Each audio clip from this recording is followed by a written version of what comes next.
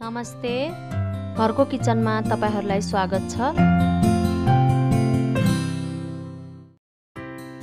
आज मैले हरियो मेथीको सागको पराठा बनाउने तरिका लिएर आएकी छु। त्यसको लागि मैले धोएर सफा गरेको मेथीको साग, नुन, पानी, तेल र गहुँको पिठो लिएकी छु। सबैभन्दा पहिला म सागलाई मसिनो गरी काट्छु।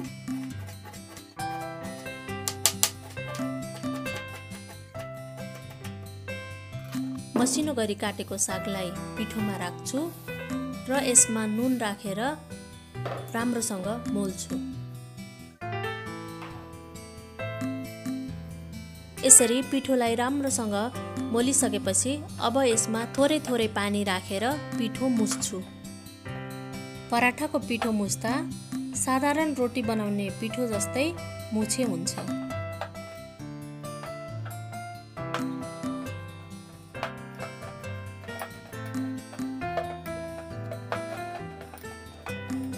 मेथीको साग राखेको पिठो तयार भएको छ।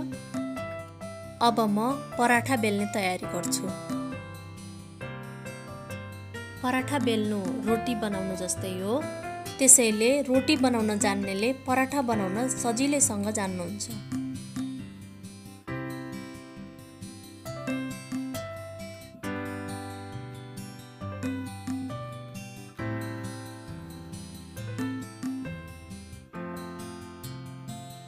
पराठा जुनसुकै सेपमा बनाउँदा पनि हुन्छ। यहाँ मैले 3 कुने सेपमा बनाएकी छु।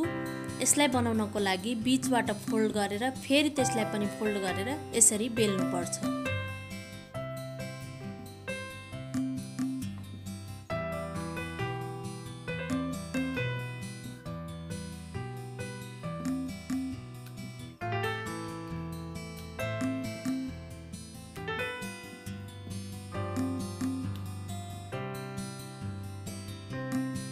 बेलेर तयार भएको पराठालाई अब म तातिरहेको तावामा यसरी राख्छु।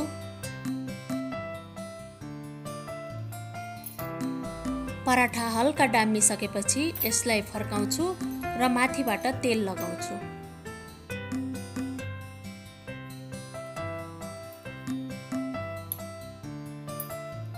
यसरी तेल लगाइसकेपछि पराठालाई फर्काउँछु र फेरि अर्कोपट्टि पनि यसै गरी तेल लगाउँछु।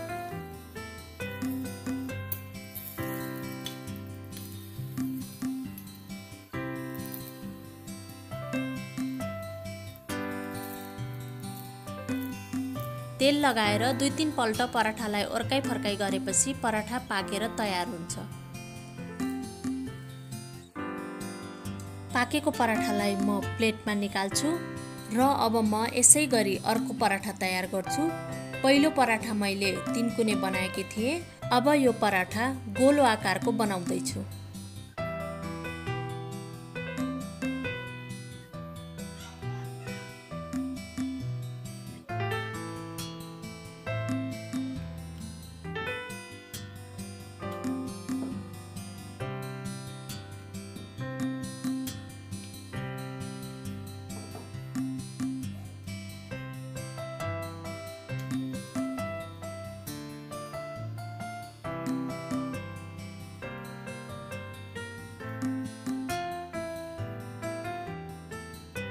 पराठा जस्तो आकारको भए पनि राम्रोसँग पाक्नुपर्छ। यो पराठालाई पनि म तेल दलेर ओर्काइ फर्काइ गरेर पकाउँछु।